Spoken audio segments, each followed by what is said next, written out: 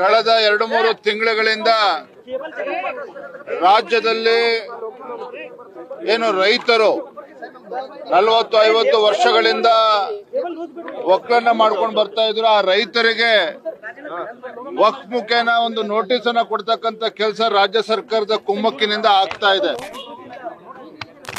ಏನು ರೈತರು ನೋಟಿಸ್ ಅನ್ನ ತೆಗೆದುಕೊಂಡಿದ್ದಾರೆ, ಭಯಭೀತರಾಗಿದ್ದಾರೆ, ಬೀದಿಗೆ ತರ್ತಕ್ಕಂತ ಕೆಲಸ ರಾಜ್ಯ ಸರ್ಕಾರದ ಕುಮ್ಮಕ್ಕಿನಿಂದ ಆಗ್ತಾ ಇದೆ. ಭಾರತೀಯ ಜನತಾ ಪಾರ್ಟಿ ಇವತ್ತೇನು ವಕ್ಫ್ ಅನ್ನ ಮುಂದೆ ಇಟ್ಕೊಂಡು ರೈತರುಗಳಿಗೆ, ಮಠಮಾನ್ಯಗಳಿಗೆ, ದೇವಸ್ಥಾನಗಳಿಗೂ ಕೂಡ ನೋಟಿಸ್ ಅನ್ನ ಕೊಟ್ಟು ಆತಂಕದಲ್ಲಿದ್ದಾರೆ. ಇದರ ಪರವಾಗಿ ರಾಜ್ಯ ಸರ್ಕಾರ ನೋಟಿಸ್ ಅನ್ನ ಕೊಡಿಸ್ತಾ ಇದೆ. ಇದರ ವಿರುದ್ಧ ನಾವು ಹೋರಾಟವನ್ನ ಮಾಡ್ತಾ ಇದ್ದೇವೆ. ಭಾರತೀಯ ಜನತಾ ಪಾರ್ಟಿ ಎಲ್ಲಾ ಜಿಲ್ಲಾ ಕೇಂದ್ರಗಳಲ್ಲೂ ಕೂಡ ಹೋರಾಟವನ್ನು ಮಾಡಿದ್ದೇವೆ.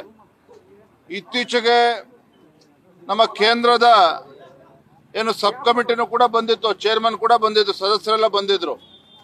ನರೇಂದ್ರ ಮೋದಿಜಿಯವರ ಅಪೇಕ್ಷೆ ಇರ್ತಕ್ಕಂಥದ್ದು ಕರ್ನಾಟಕ ರಾಜ್ಯವೂ ಕೂಡ ಒಳಗೊಂಡಂತೆ ಇಡೀ ದೇಶದಲ್ಲಿ ವಕ್ಫ್ ಹೆಸರನ್ನು ಹೇಳಿಕೊಂಡು ರೈತರನ್ನ ಒಕ್ಕಲೆಬ್ಬಿಸುವ ಕೆಲಸನೂ ಆಗಬಾರ್ದು, ರೈತರು ಬೀದಿಗೆ ತರ್ತಕ್ಕಂಥ ಕೆಲಸ ಆಗಬಾರ್ದು, ಯಾರಿಗೂ ಕೂಡ ಅನ್ಯಾಯ ಆಗಬಾರ್ದು ಅಂತ ಹೇಳಿ ಆ ವಕ್ಫ್ ವಿಚಾರವಾಗಿ ಒಂದು ಪಾರ್ಲಿಮೆಂಟರಿ ಕಮಿಟಿನೂ ಕೂಡ ಮಾಡಿದ್ದಾರೆ. ಅದರಲ್ಲಿ ತಿದ್ದುಪಡಿ ತರಬೇಕು ಅಂತೇಳಿ ಇವತ್ತು ಸಮಗ್ರವಾಗಿ ಚರ್ಚೆನೂ ಕೂಡ ನಡೀತಾ ಇದೆ. ಇಂಥ ಸಂದರ್ಭದಲ್ಲಿ ರಾಜ್ಯ ಸರ್ಕಾರ ಇಂಥ ಹೇಯ ಕೃತ್ಯಕ್ಕೆ ಇಳಿದಿರ್ತಕ್ಕಂಥದ್ದು ಖಂಡನೀಯ. ಹಾಗಾಗಿ ನಾವು ರಾಜ್ಯದ ರೈತರ ಪರವಾಗಿದ್ದೇವೆ. ವಕ್ಫ್ ಹೆಸರು ಹೇಳ್ಕೊಂಡು ಇವತ್ತು ಮಠಮಾನ್ಯಗಳಿಗೆ ನೋಟಿಸ್ ಕೊಟ್ಟು ಯಾವುದೇ ಒಂದು ವಿಚಾರವಾಗಿ ನಾವು ರೈತರ ಪರವಾಗಿ ಇದ್ದೇವೆ ಅನ್ನೋದನ್ನು ನಾವು ಸ್ಪಷ್ಟವಾಗಿ ಹಲವಾರು ಬಾರಿ ಹೇಳಿದ್ದೇವೆ.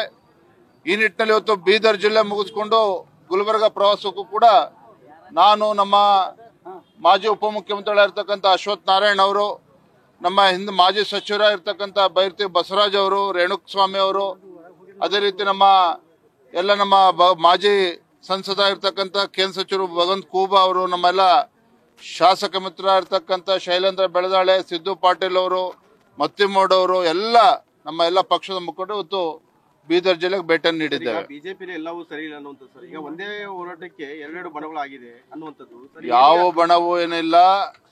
ಕೆಲವರು ರೈತರ ಪರವಾಗಿ ಹೋರಾಟವನ್ನು ಮಾಡಿರ್ತಕ್ಕಂಥದ್ದು ಸತ್ಯ. ಅದ್ರ ಬಗ್ಗೆ ನಮ್ದೇನು ತಕರಾರಿಲ್ಲ. ಹಿಂದೂ ಕೂಡ ಹೇಳಿದ್ದೇನೆ, ಯಾರೇ ಕೂಡ ರೈತರ ಪರವಾಗಿ ಹೋರಾಟವನ್ನ ಮಾಡ್ತಾರೆ, ರೈತರ ಜಮೀನನ್ನ ಕಿತ್ಕೊಳ್ತಕ್ಕಂಥ ಕೆಲಸ ಸರ್ಕಾರ ಏನ್ ಮಾಡಕ್ ಹೊರಟಿದೆ, ಅದ್ರ ಪರವಾಗಿ ಯಾರೇ ಹೋರಾಟ ಮಾಡಿದ್ರು ಕೂಡ ನಾವು ಸ್ವಾಗತವನ್ನು ಮಾಡ್ತೇವೆ.